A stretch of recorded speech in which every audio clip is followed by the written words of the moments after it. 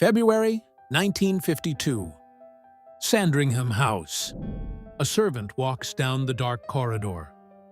Behind a door, the king is sleeping. Or so they believe. Then the door opens. King George VI lies dead in his bed. No address, no farewell, only silence.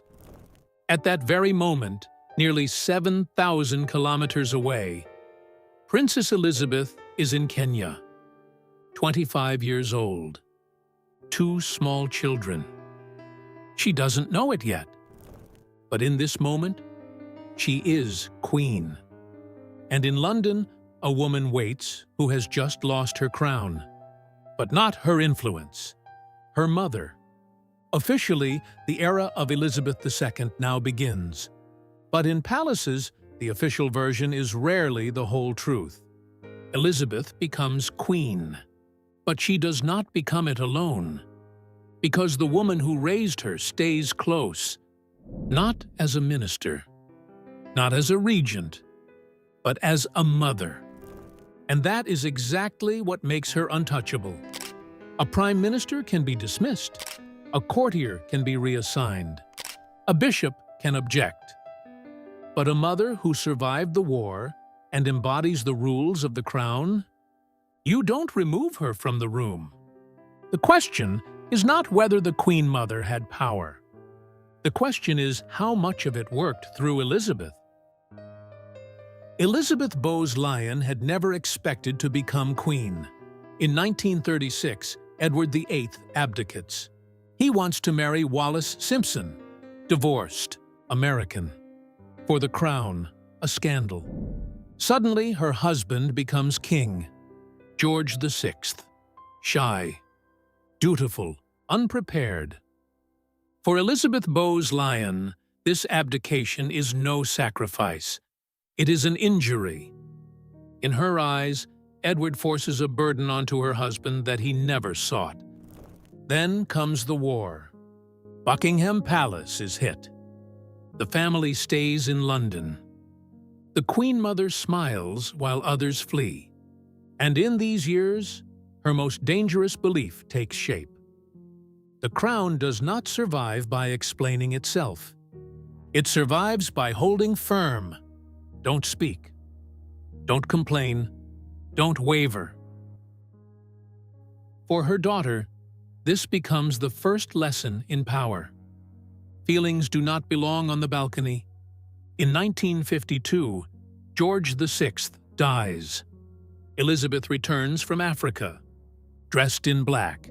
Behind her, photographers, ministers, courtiers.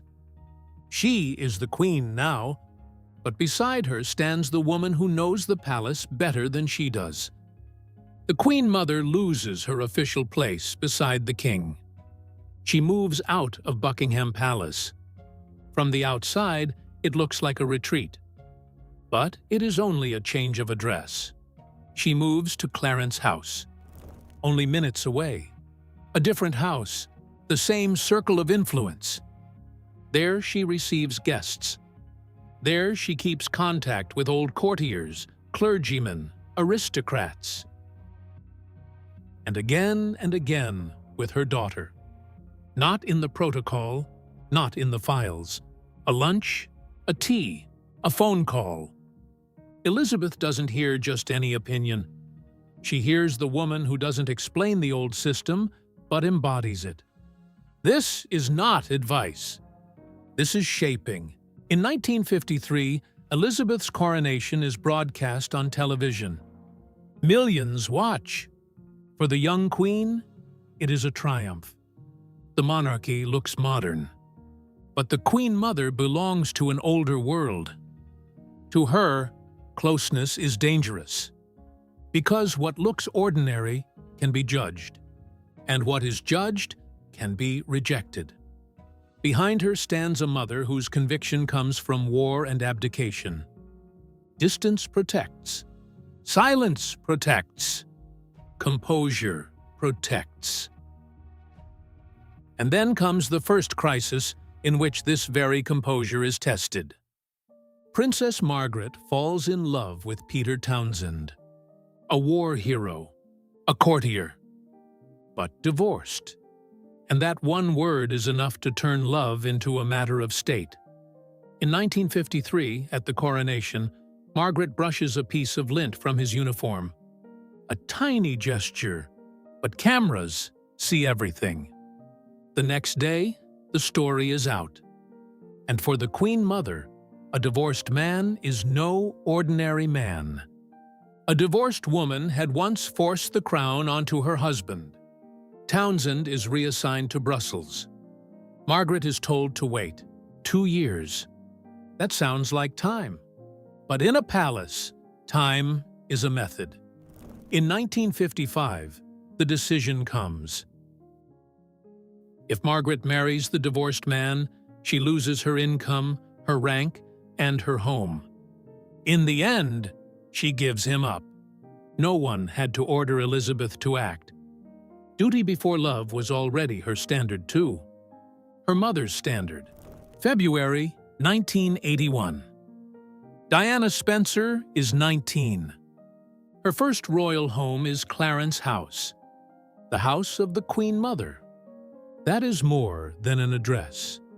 Diana's own grandmother is a lady-in-waiting to the Queen Mother. In palace circles, it is later said, the match was encouraged in exactly that place. Diana seems perfect, young enough to be shaped, photogenic enough to inspire hope. But the system mistakes suitability for obedience. Diana learns quickly that publicity is not only a danger, it can be protection. When the marriage to Charles falls apart, the palace reacts with the old reflex. Control. Silence. Wait. It is the reflex with which the Queen Mother survived a century. But Diana does not play by these rules. She speaks. November 1995. BBC Panorama. No crown. No throne. Just a woman in front of a camera. Then she says the sentence that cuts the monarchy like a blade. That there had been 3 people in this marriage.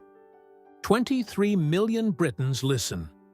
In this moment, more than a fairy tale shatters. What shatters is the lesson Elizabeth inherited from her mother. That silence protects the crown. The Queen Mother witnesses all of it.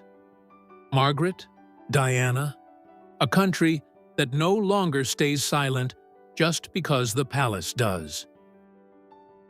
Her admirers see the woman who kept the monarchy stable, and they have their reasons. She had lived through abdication, war, loss. She knew how quickly a crown can falter. But her critics see something else. A woman who never had to command Elizabeth, because Elizabeth had long since internalized her. Duty before love. Distance before closeness. The institution before the person. Maybe that was once the salvation of the crown. Maybe it later became its greatest problem. Because Elizabeth II reigned for 70 years, but some of her deepest reflexes came from a woman who never sat on the throne again. When the Queen Mother dies in 2002, a country mourns. The monarchy still stands. Maybe because of her. Maybe in spite of her. She didn't need a throne. She had the Queen.